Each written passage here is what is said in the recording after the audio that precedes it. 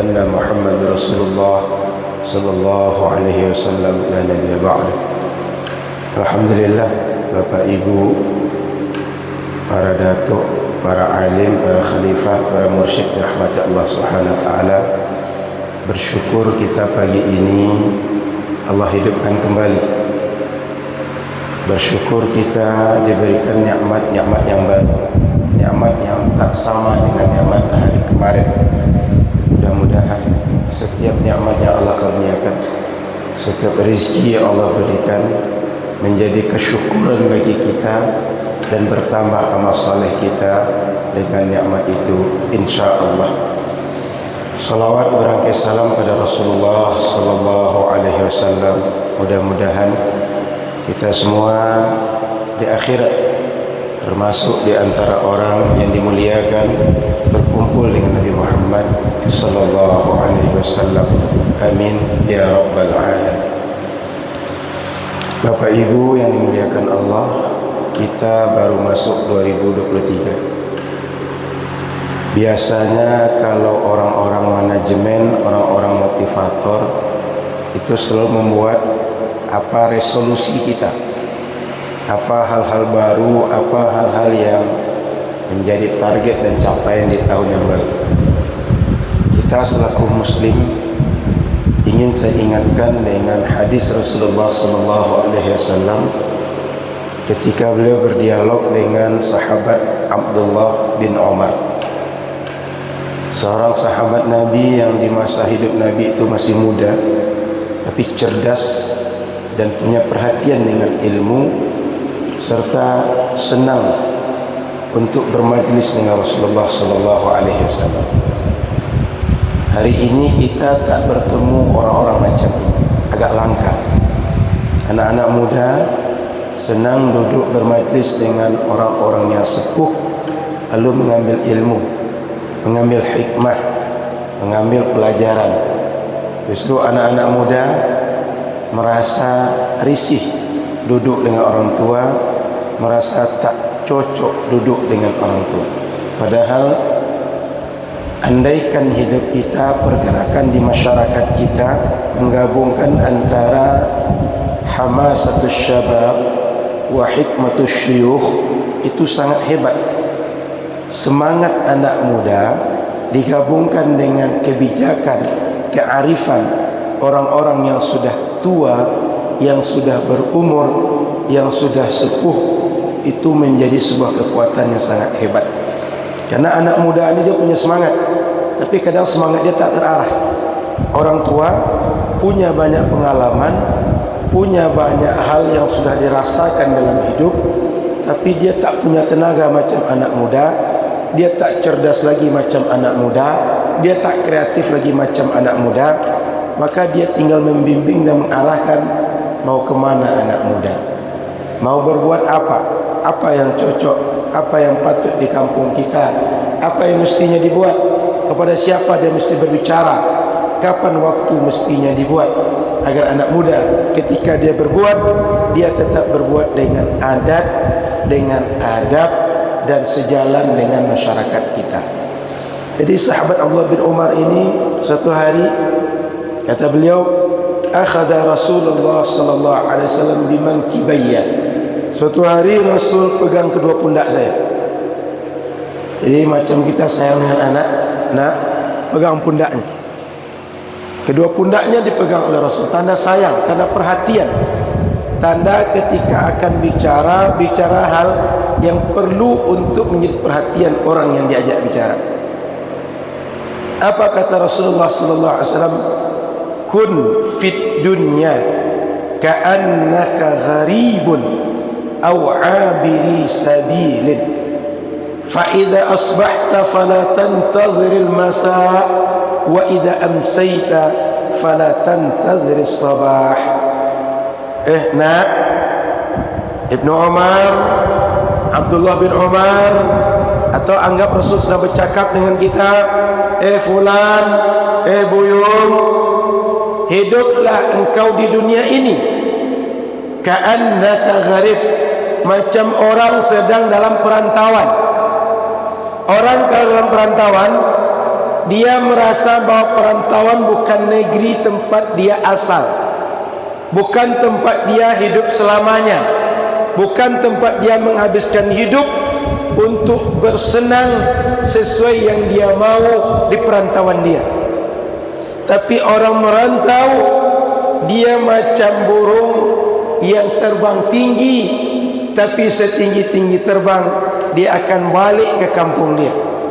Hujan emas di negeri orang, hujan batu di negeri kita, tetap akan balik ke negeri kita meskipun hujan batu yang terjadi. Orang merantau sudah begitu. Tidak di Arab, tidak di kita, tidak di Melayu, tidak di Minang, tidak di mana-mana. Semua yang merantau, dia hanya sementara di tempat dia merantau.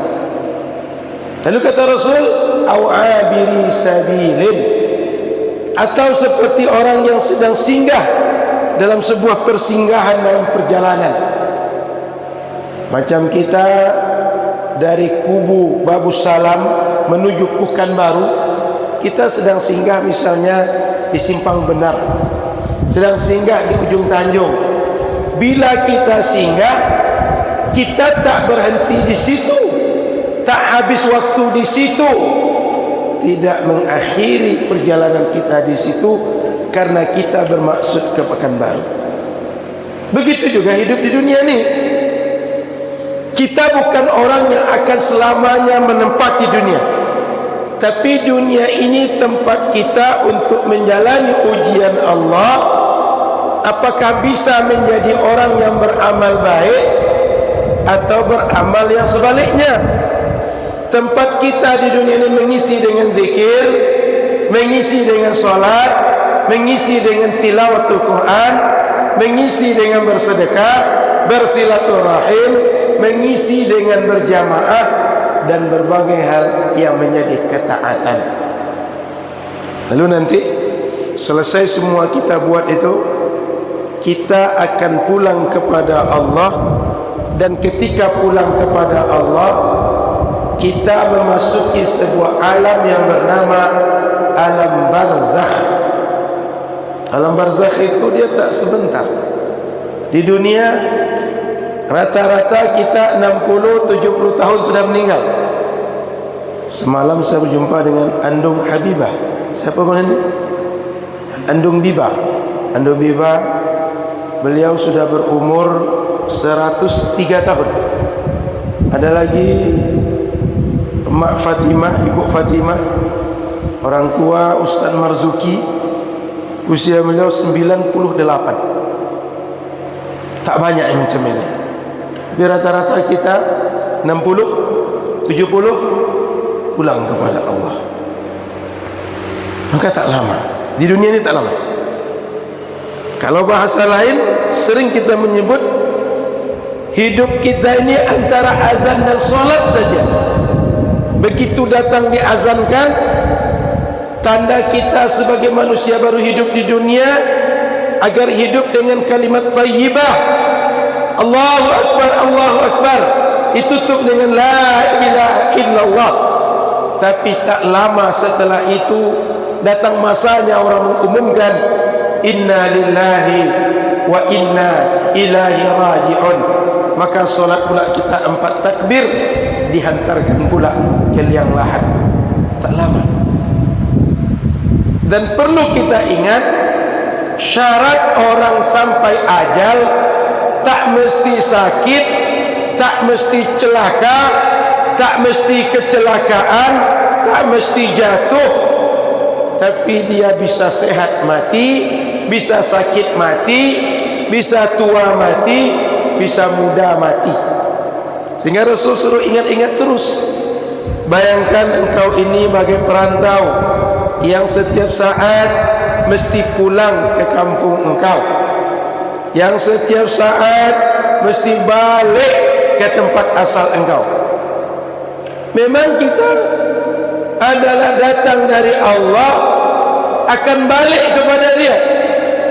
Maka setiap yang meninggal, kita membaca inna lillahi wa inna ilaihi raji'un. Itu kalimat itu jangan kira sekedar kita berlangsung kawal. Tapi kalimat itu sengaja diajarkan kepada umat Rasul agar setiap saat menyadari apapun yang kita punya, tenaga yang kuat, badan yang sehat, otak yang cerdas, kekayaan yang melimpah, saudara yang banyak, apapun yang kita miliki, semuanya adalah pemberian dari Allah. Maka termasuk habis solat sering imam membaca Allahumma la mani'a lima a'taita wa la mu'tiya lima mana'ta. Ya Allah, kalau engkau memberi nikmat, tak seorang bisa menahan, tak seorang bisa mencegah. Dan kalau engkau mencegah siapapun hamba dapat nikmat, tak seorang bisa memberi nikmat kepada kami. Dan termasuk habis solat kita membaca La ilaha illallah wahdahu la syarika lah, lahul mulku wa lahul hamdu yuhyi wa yumitu wa huwa ala kulli syai'in qadir. Yang menghidupkan kita Dia Allah, yang mematikan kita Dia Allah, dan Dia terhadap segala sesuatu qadir, maha berkuasa. Dalam ilmu akidah, makna berkuasa ini adalah Dia yang menjadikan tidak ada menjadi ada. Kita tak ada rezeki menjadi ada rezeki, Dia yang menjadikan. Kita tak ada ilmu lalu menjadi ada ilmu, Dia yang menjadikan. Kita tak ada anak menjadi punya anak, Dia yang menjadikan. Kita tadinya tak ada hujan di kampung kita, berharap hujan turun, lalu jadi ada hujan, Dia yang menjadikan. Sebaliknya, ketika kita punya karunia, punya rezeki, punya nikmat, lalu lepas dari tangan, Dia yang menjadikan. Kita tadinya hidup lalu mati, Dia yang menjadikan. Wa huwa ala kulli syai'in qadir.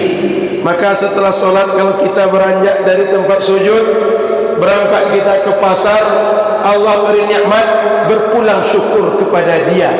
Allah kasih kita musibah, terjatuh kita di jalan, berpulang kita mengadu kepada Dia.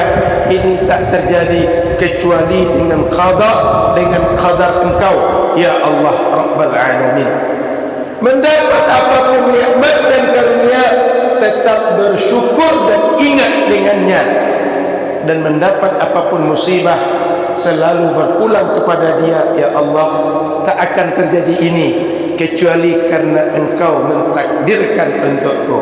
Terjadinya ini, Dia belum tentu buruk bagiku, jangan-jangan ini baik bagiku. Kalau tak terjatuh, jangan-jangan setelah ini aku melangkah ke tempat maksiat, jangan-jangan setelah ini aku akan melangkah ke tempat aku bisa menipu orang, ke tempat aku bisa menzalimi orang. Sehingga makin lama hidup, makin banyak dosa aku buat, makin banyak maksiat aku buat, makin ingkar aku kepada Engkau, makin kufur akan Engkau, maka celakalah hidupku. Makin lama bukan makin banyak bekal untuk pulang, tapi makin lama justru makin membuat aku susah ketika pulang kepada Engkau. Orang beriman dia begitu, dia tak asal marah, sehingga hidup dia tak mudah marah kepada apapun, apalagi marah kepada Allah. Karena Allah yang sudah memberikan banyak nikmat dan menguji dia sekali-sekali, agar ujian tadi membuat dia balik ke pangkal jalan kalau sempat dia sudah terlupa karena dunia yang melenakan. Jadi Bapak Ibu sahabat yang dirahmati Allah, setelah solat sengaja kita baca ayat atau zikir yang seperti itu, untuk mengingatkan kalau kita keluar dari masjid, kita semua tak lupa dengan Allah, tak lupa dengan karunia Allah, tak lupa dengan pertolongan Allah, tak lupa dengan pemberian Allah, sehingga kita selalu berada dalam zikir kepada Allah Subhanahu wa ta'ala. Lalu Allah katakan wa inna ilaihi raji'un. Semua kita, setiap yang bernyawa pasti balik kepada Allah. Jangankan kita yang bukan Nabi, Nabi Muhammad afdalul khalqi, makhluk terbaik, imamul anbiya wal mursalin, imam para nabi dan rasul, adalah pemimpin orang bertakwa, pemimpin orang alim, tapi dia pulang kepada Allah. Tak ada yang tak pulang. Fakta kehidupan, setiap hari kita sudah melihat ada yang lahir, ada yang mati, ada yang pulang di usia tua, ada yang pulang di usia muda, ada yang pulang di usia anak-anak. Poinnya semuanya pulang kepada Allah. Tak ada yang tak pulang. Maka sehabis solat sempat-sempatkanlah untuk membaca minimal subhanallah 33, alhamdulillah 33, Allahu akbar 33, sempurnakan 100 dengan la ilaha illallah wahdahu la syarikalah lahul mulku wa lahul hamdu yuhyi wa yumitu wa ala kulli syai'in qadir. Karena kata Nabi, siapa orang yang baca zikir 33 tadi, Allah akan ampunkan dosa dia meskipun sebanyak buih yang ada di permukaan laut. Maknanya banyak dosa kita Allah akan ampunkan dengan zikir yang 100 tadi. Berlimpah maksiat yang pernah kita buat dihapuskan dengan zikir yang 100 tadi. Bahkan dalam hadis, siapa saja orang yang baca la ilaha illallah 3 kali sehari, Allah akan ampunkan dosa dia yang terjadi hari itu dengan zikir la ilaha illallah yang 3 kali. Itu sebabnya orang tua-tua kita mengajak kita setelah subhanallah, alhamdulillah, Allahu akbar, baca la ilaha illallah minimal 3 kali. Minimal betul sekali. Sekali, 3 kali, 7 kali, 50 kali, 40 kali, 100 kali, bisa 1000 elok. Tak ada batas paling banyak. Ya ayyuhalladzina amanu dzkurullaha dzikran katsira. Zikirlah kalian kepada Allah dengan zikir yang sebanyak-banyak zikir. Bapak Ibu sahabat rahmat Allah Subhanahu wa taala, amalan zikir ini hebat. Kata Nabi dalam hadis sahih dalam kitab Bulughul Maram, orang yang berzikir pahala zikirnya lebih hebat daripada pahala jihad yang tak disertai dengan zikir. Berangkat perang kita, balik lagi pulang menang kita, pahala jihad tadi itu besar, tapi pahala orang yang berzikir bisa lebih besar dari pahala orang yang berjihad. Bisa lebih berat timbangan amal orang yang berzikir dibanding orang berjihad tadi. Makanya dalam hadis lain Nabi mengatakan, kalimatani khafifatani 'ala lisan habibatani ila rahman thaqilatani 'ala mizan subhanallahil azim subhanallah wa bihamdih. Ada 2 kalimat, dia ringan untuk dicakap, ringan untuk dibaca, ringan untuk dikeluarkan, tapi disukai oleh Allah dan memberatkan timbangan amal. Subhanallahil azim subhanallah wa bihamdih. Begitu dahsyatnya kalimat zikir, begitu hebatnya kalimat zikir. Makanya Bapak Ibu sahabat yang dirahmati Allah Subhanahu wa taala, ketika Al-Quran ditumpangkan atau diberikan kepada bumi untuk menampung Al-Quran, bisa hancur gunung-gunung, tak sanggup menampung zikir ini. Qalbu Nabi Muhammad yang sanggup untuk menerima wahyu itu. Tapi alam ini, andaikan ditumpangkan, diberikan kepada mereka untuk menerima wahyu, tak kuat mereka. Makanya walau anzalna hadzal Qur'an ala jabalin la ra'aitahu khashi'an mutasaddian min khasyiatillah. Qalbu Nabi Muhammad kuat untuk itu. Qalbu orang beriman kuat untuk menampung zikir itu dan mengisinya dengan zikir. Maka dahsyat kekuatan zikir. Dan karena itu habis solat minimal agak 100 berzikir. Nanti balik lagi solat yang kedua, zikir agak 100. Datang nanti masanya akan Ramadan, masa haul, kita berzikir lagi, baik dengan suluk atau dengan cara-cara yang lain. Sebanyak-banyak zikir tak akan pernah merugikan kita. Yang termasuk disukai Allah, yang paling besar pahalanya juga, lisan ini ratbun min zikrillah, basah terus karena berzikir kepada Allah. Sehingga orang tua kita itu jangan heran kalau dia tangannya berjalan terus, subhanallah, subhanallah, subhanallah, Allah, Allah, Allah, menyebut terus. Kenapa? Semakin banyak kita menyebut, semakin besar cinta kita. Semakin banyak kita menyebut, semakin ingat kita dengan dia. Ketika kita ingat, maka kita malu untuk berdosa. Ketika kita ingat, malu kita untuk kufur akan nikmat. Ketika kita ingat, malu kalau kita tidak taat. Ketika kita ingat, malu kalau kita tak solat. Ketika kita ingat diberikan harta, malu kalau kita tak berzakat, tak bersedekah, tak berwakaf. Karena zakat, sedekah, infak, wakaf, dia tak balik kepada Allah, tapi balik kepada kita. Dia balik untuk maslahat umat. Mudah contohnya, ini masjid ni wakaf kita bersama. Begitu selesai masjid ini dibangun, senang kita solat di masjid besar kita ini, Masjid Al-Falah ini. Kenapa? Karena kita yang berwakaf. Tapi kalau kita tak mau berwakaf kipas, tak mau berwakaf plafon, tak mau berwakaf keramik, tak mau berwakaf karpet, kita tak akan senyaman ini solat di sini. Balik manfaat wakaf kepada kita, bukan kepada Allah. Berzakat kita diberikan kepada mustahik, amil, fakir, miskin, semua orang yang asnaf 8 itu masih kita juga. Jangan-jangan asnaf 8 itu tetangga kita, jangan-jangan dia adalah karib kerabat kita, jangan-jangan dia adalah tetangga kita, jangan-jangan dia kawan kita sama bermain, jangan-jangan dia orang yang banyak berjasa dengan kita. Makanya asnaf 8 itu, dia orang susah, dia orang sekitar kita. Tak boleh, jangan dibawa zakat tu ke negeri yang jauh.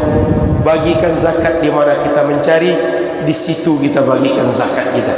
Agar dengan sampai setiap hari orang susah menengok mobil kita, orang susah menengok rumah cantik kita, tapi ketika kita punya uang diberikan kepada orang lain, mereka yang sering melihat tak pernah mendapatkan bagian dari harta kita. Maka Bapak Ibu sahabat yang dirahmati Allah Subhanahu wa taala, zikir membuat kita dalam hidup ini selalu berada pada jalur. Seperti doa kita, ihdinas siratal mustaqim. Setiap saat kita berdoa, setiap saat kita mengatakan kepada Allah, iyyaka na'budu wa iyyaka nasta'in. Kita ini tak bisa apapun kecuali hanya bisa minta tolong kepada Allah. Dan kita ini bila dalam hidup tak bisa berbuat apapun kecuali dengan segala pertolongan dan karunia dari Allah. Maka Bapak Ibu yang dirahmati Allah Subhanahu wa taala, saya balik kepada pesan Rasul kepada Abdullah bin Umar tadi. Nak, hidup di dunia macam kita singgah, macam kita di perantauan. Lalu lanjut kata Rasul pada Abdullah bin Umar, kalau pagi hari nak engkau bisa beramal, apakah amal zikir, amal baca Quran, mengajarkan orang ilmu, atau apa saja amal, buat segera. Jangan tunggu nanti sore saya buat, nanti siang saya buat, nanti malam saya buat, esoklah saya kerjakan. Jangan. Kenapa? Kita tidak tahu masih hidup nanti atau tidak, masih bisa beramal atau tidak. Pagi mungkin sehat, siang jangan-jangan sudah sakit. Pagi barangkali kita kuat, siang jangan-jangan sudah diantar ke liang lahat. Jadi kalau bisa beramal pagi, bisa beramal saat ini, buat langsung. Begitu juga ketika bisa beramal sore, jangan tunggu esok hari. Sekecil apapun amal bisa dibuat hari ini, buat segera. Sekecil apapun kebaikan bisa kita buat kepada keluarga, kepada anak, kepada orang tua, kepada tetangga, kepada guru, kepada murid, kepada orang banyak, buat segera. Jangan ditahan. Kenapa? Takut ketika ditahan kita tak lagi punya kesempatan yang kedua.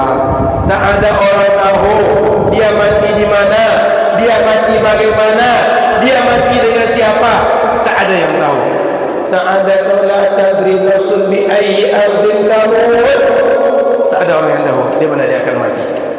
Wali-wali, para ulama, para nabi, Allah rahasiakan ke mereka tempat di mana dia meninggal.